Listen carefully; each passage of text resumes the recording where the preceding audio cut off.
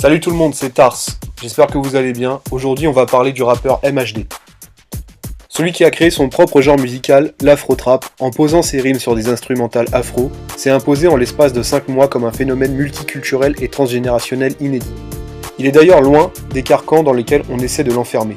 MHD, guinéen sénégalais d'origine, est juste aux manettes d'un bolide qui risque de l'amener loin, très loin sur une route qu'il s'est lui-même tracée en s'écartant des sentiers battus. Après PNL et SCH en 2015, il semblerait donc que le rap français a continué de s'écrire sans voyelles. MHD habite depuis ses 15 ans à Belleville, à Paris, dans le 19e arrondissement, dans une cité ouvrière pas loin de la rue des Chaux-Fourniers, surnommée la Cité Rouge.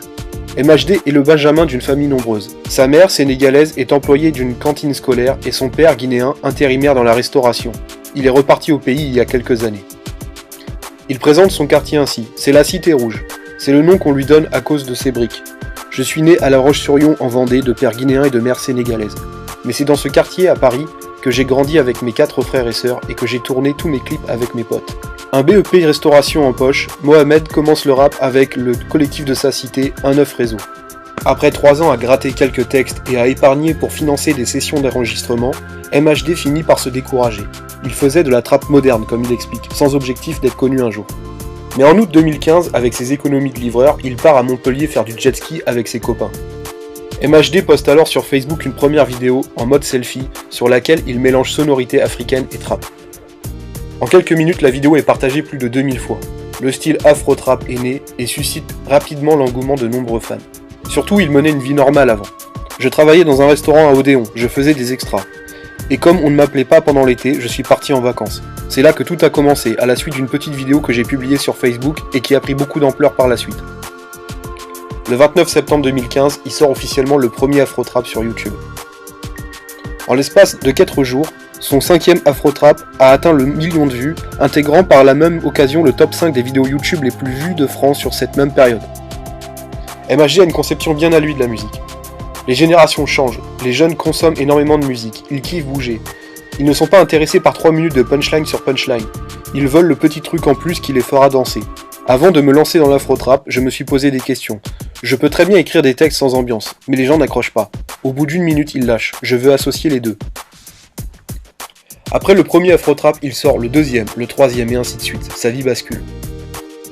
Il dit aussi, ça peut s'écouter partout. Des personnes qui n'écoutent jamais de rap, qui sont plus penchées sur le rock ou le métal, m'ont remercié. C'est quelque chose qu'on peut écouter à tout âge, qu'on soit tout petit ou qu'on ait 30-40 ans. Il raconte. J'avais fait une tentative avec mes potes du collectif Un Neuf Réseau, mais ça ne marchait pas et j'avais lâché la musique.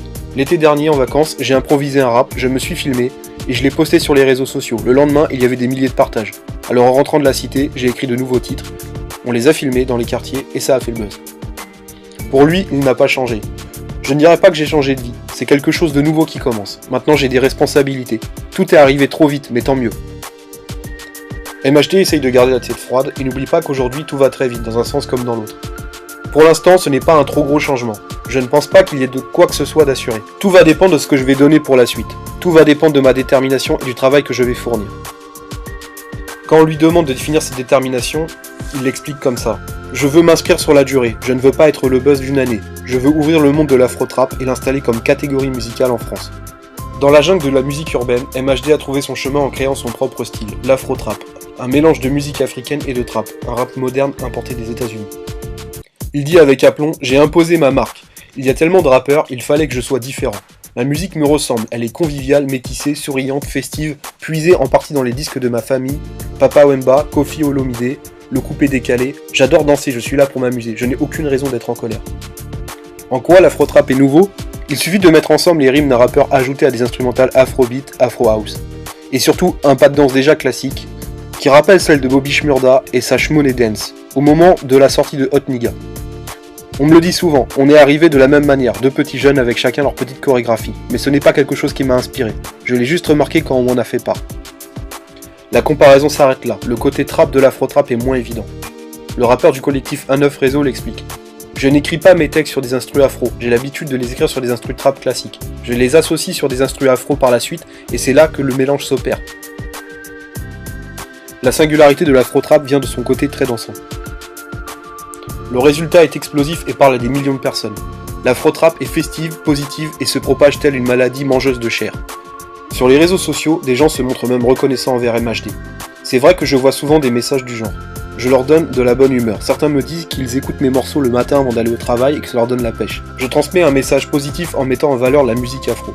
L'artiste cherche désormais à mettre en accord le fond avec la forme pour continuer à toucher tout le monde. Un enfant ne doit pas avoir honte de faire découvrir l'afro-trap à ses parents. Je dois faire attention à ce que je dis. Mon public n'est pas uniquement composé de gens habitués à la vulgarité dans la musique. Je vais essayer de davantage peser mes mots. Il le vérifie avec ses parents. Je leur ai fait écouter ce que je faisais. J'ai essayé de camoufler certains passages un peu trop vulgaires, mais ils aiment bien. Ils essaient de faire la petite danse qui va avec. Par contre, je ne leur ferai jamais écouter mes sons à l'ancienne, c'était trop sombre. Pouvoir partager ma musique avec mes parents, je trouve ça super. S'ils aiment, il n'y a aucune raison que les autres n'aiment pas. Il dit aussi, j'ai envie que mes petits frères puissent écouter mes chansons. Et mes parents aussi. C'est mon éducation. Et puis la vulgarité, cela peut fermer des portes. De fait, celles des maisons de disques se sont grand ouvertes. Warner, Sony et Universal ont toqué à ma porte. Il a finalement choisi Capitol, le label d'Universal, celui d'Indila, Marina Kaye et The Havner. MHD ne cache pas ses ambitions. Je vise gros directement, je veux être numéro 1. Si je continue sur ma lancée, je peux y arriver. Je suis le premier dans ma catégorie. Je fais quelque chose de nouveau. Des gens m'écoutent en Afrique, aux Pays-Bas, en Belgique. Des gars me laissent des commentaires en anglais en disant qu'ils ne comprennent pas ce que je raconte mais que ça envoie dur. En très peu de temps, la success story colle un vrai vertige. Le gamin de 22 ans a généré des dizaines de millions de vues sur YouTube, décroché un double disque de platine et s'est produit dans des concerts monstres en Afrique comme en France. En été 2016, son tube Champions League a fait un carton. Sur YouTube, les joueurs du PSG, Drake et même le fils de Madonna ont posté des vidéos où ils s'amusaient à reproduire ses chorégraphies. Voilà, j'espère que vous en savez plus sur MHD maintenant. N'hésitez pas à liker la vidéo, merci pour votre soutien, merci pour tous vos abonnements, continuez à vous abonner, si vous n'êtes pas encore abonné, faites-le. Prochaine vidéo la semaine prochaine, allez salut à tous.